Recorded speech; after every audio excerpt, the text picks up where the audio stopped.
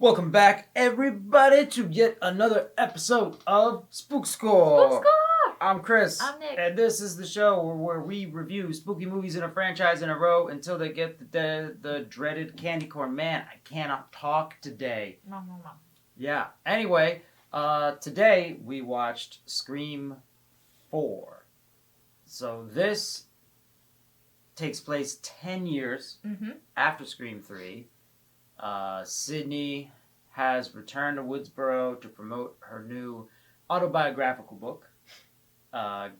Gail has made a bunch of money off of the Stab movies because she wrote the book about the Woodsboro murders that they were inspired by, so she's trying to write stuff. Dewey is now chief of police. He's sheriff.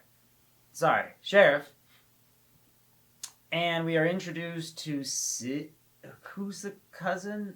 There's a cousin of Sydney and her friend group. And, of course, Ghostface comes back and starts killing people, and we gotta figure out We gotta figure out who it is in a Scooby-Doo style slasher mystery. I really like this movie. I did too.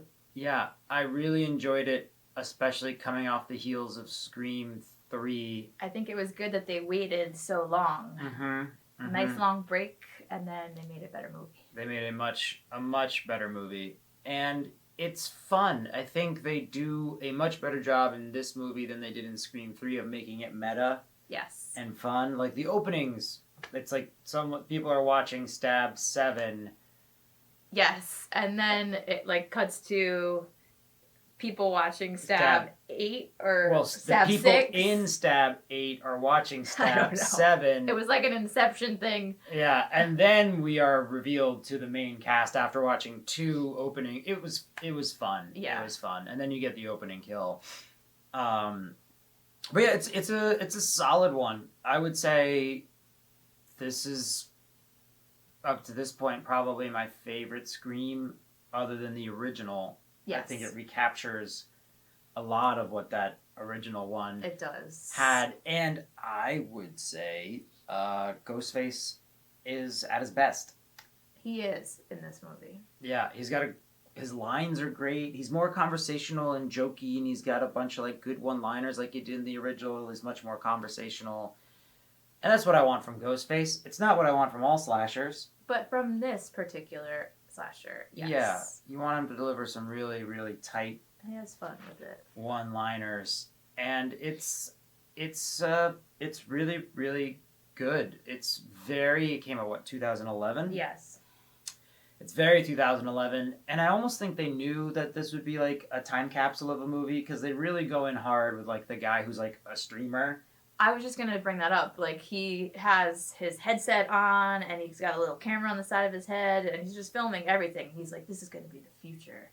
And yeah. That is the future. Not quite in that way. No, but we are filming literally everything that we see. Correct. So. Correct. But yeah, it's good. And I would say also I really like that it's more graphic. It is a little bit more graphic with the kills than they have been in the past. Yeah, the kills, and they do a good job of calling that out because this is the remake. They're self-referencing that it's a remake in an era where every horror movie coming out was a remake of other horror movies. And they do a good job of ratcheting up the violence and the kills and calling back to other things. I had a really good time with it. I gave it an 8.5. Yep. It's a zombie. It's a zombie. It's a zombie. It got I think you gave it what I gotta double check now. Yeah. But it's up there. It's up there. It got a 7.75 overall between both of us. I gave it a 7. Yeah. So it's a solid zombie. This is a really good, fun, spooky Scream movie. If you like the Scream franchise, you're going to love this one. And now we're going to get into the breakdown, because there's a lot to talk about here. Again, check us out on YouTube, sound off in the comments, and now let's get into the monster. Yep. So always, spoiler alerts. I mean, this movie has been out for a long time, but anyway, if you're watching this, you don't care. You don't care, yeah. I think It is even creepier. Like once we find out who the actual Ghostface is in this one, Mm-hmm. like they are sick. Yeah, they are. I do like. I think it's one of the Culkins. I think he is a Culkin. I think he's one of the Culkins. He's a weirdo. Yeah, but I was unsuspecting of him when I first saw this movie. Yeah, I was unsuspecting of him as well. I also did not expect the cousin. That was a big plot twist. That's a big plot twist. Although I do feel like the cousin gets a little twirly mustachy at the end. She kills her own mother. Yeah. So that she can be famous. I don't know though. That's crazy. Yeah, I did. Well, I mean, this will be in the kills, but like, yeah, I think setting up the ending and then having the ending happen in the hospital, like with her, was like that was really cool. But yeah, the Ghostface. So the killers are cool. Ghostface, as we mentioned earlier, is like just really cool. Has great one-liners, like the setups. Like, yeah, I really enjoy this. This Ghostface. Ghostface. It's a top tier Ghostface, and now we got to get into the kills because Ghostface takes out a lot of people in some very interesting ways. Yeah, and it happens like pretty quick. Yeah. I liked the like disemboweling scene. Yeah, I like that. I also liked when he got the mom in the mailbox of the door. Mm-hmm. That was pretty good. That was pretty good. It was just like, hey, gotcha. Yeah, and she's like, Sydney's like, come on. And she's like, I can't, I'm dead. I'm dead. Oh no. That one was cool. I also enjoyed the manager in the car and then getting thrown while Dewey's giving a press conference about how they're handling stuff. Poor Dewey. It's tough. It's tough to be sheriff. Tough to be sheriff these days. Yeah, but the kills are great. They have a lot of them. They're very, very just fun. Yeah. And classic Scream kills. And I think that goes into the scares. This is a pretty scary movie. Yeah, it is scary. There's a lot of jump scares too in this one that actually work well. Yep. A lot of jump scares, a lot of tension building. They do a good job of obscuring who Ghostface is, which is always kind of hit or miss. Yeah. Or it's either hit or miss, or it's very like ham-fisted how they like force someone that wasn't to be him. Right. But they do a really good job in this one of keeping you guessing and keeping you on your toes and scared.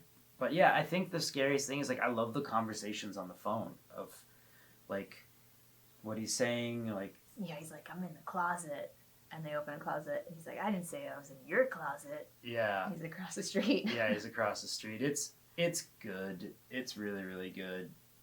So, yeah, it's very scary. And as a movie, it really works. I think the writer, it was the same writer from the original, Tom Williamson, and I've read the original screenplay. I take a lot of inspiration in my writing from just like the style of how he writes. Mm-hmm. He's a great screenwriter for slashers, and this is a really like top to bottom. It's really solid. You have all the classic characters. You introduce new characters.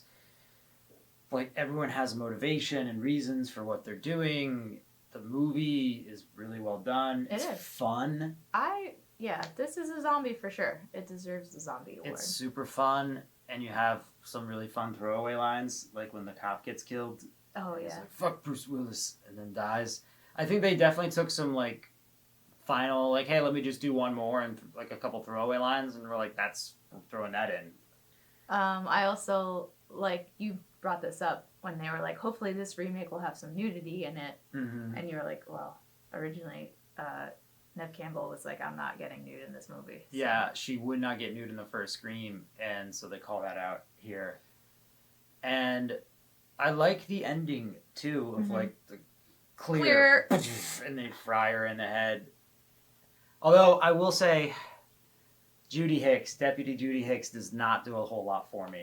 She's just kind of annoying. She's kind of irritating and annoying, and there's a little bit of like a will they, won't they with shit, but not really. Not really. Lemon Squares ain't getting her away from Gail, and we gotta talk about Gail. Finally, they fixed her hair. They fixed her wardrobe. She looks great in this movie. She looks 10 years later. She looks better than she did in Scream 3. So you're doing right by Courtney Cox, and we support that on the Spook Score. No wild card in this one. It was just really, really solid. But those were our thoughts on Scream 4. You got to keep track of this. Yeah. And yeah, so we are going to continue on to Scream, which is Scream 5, which that came out a couple years ago. 2022. Yeah, so a few years ago, and we will let you know our thoughts on that one. So stay tuned for more Spook Score and more Scream all spooky month long. Stay spooked. Yeah.